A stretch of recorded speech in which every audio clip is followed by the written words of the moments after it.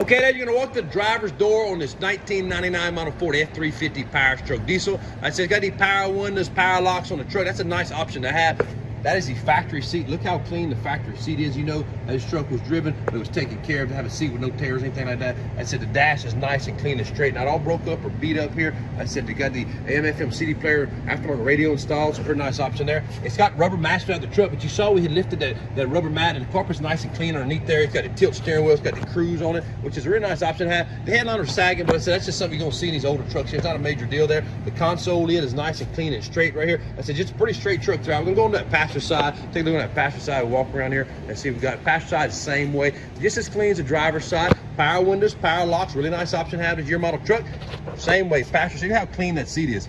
Factory seats still in the truck, nice clean factory seats throughout. Console is not tore, broke up, or beat up anyway.